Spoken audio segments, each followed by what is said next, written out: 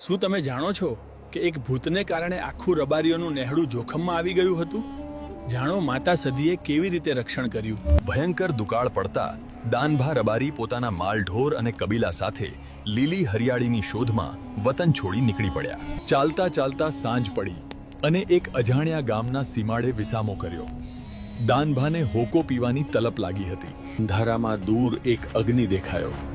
દાનભા ત્યાં પહોંચ્યા, પણ એ તો સ્મશાનની ચિતા હતી જે હજી સળગતી હતી. દાનભાએ અજાણતામાં ચિતાના અંગારાથી હોકો સળગાવ્યો. ત્યાં જ એક સફેદ કપડાવાળો માણસ તેમની પીઠ પાછળ આવી ઊભો રહ્યો. એ બીજું કોઈ નહીં પણ બાબરો ભૂત હતો.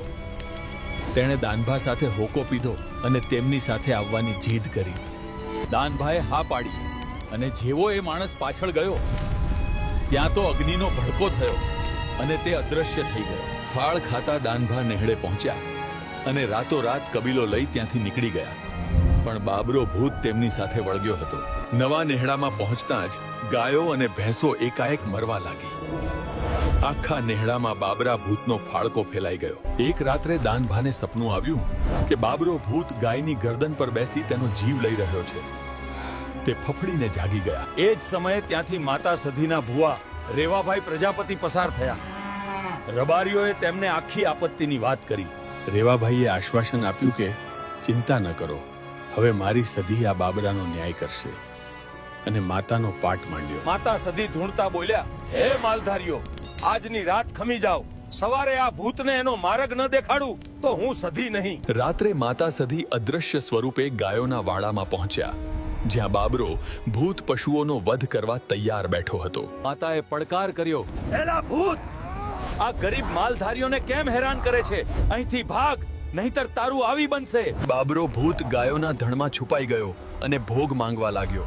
ત્યારે માં સધીએ તેને ચોટલીથી પકડી ધરતી પર પછાડ્યો. પોતાના પ્રતાપથી બાબરો ભૂત કરગવા લાગ્યો.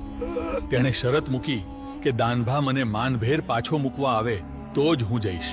સવારે રેવાભાઈના કહેવા મુજબ દાનભાએ શ્રીફળ લઈ આખા પરિવાર અને પશુઓ પરથી વારી લીધું. દાનભા એ જ સ્મશાને ગયા, હોકો અને શ્રીફળ મૂક્યા અને બાબરાને ચેતવણી આપી કે હવે ક્યારેય પાછો ન આવતો. માં સધીની કૃપાથી નેહડો બચી ગયો અને સુખ શાંતિ છવાઈ ગઈ. ધન્ય છે મંગા સધીની શક્તિને. જય માતાજી. આવા જ પ્રાચીન ઇતિહાસ અને માતાજીના પરચા જાણવા માટે એન્શન્ટ એક્સપ્લોરર ઇન્ડિયા ચેનલને સબસ્ક્રાઇબ જરૂર કરજો. જય માતાજી.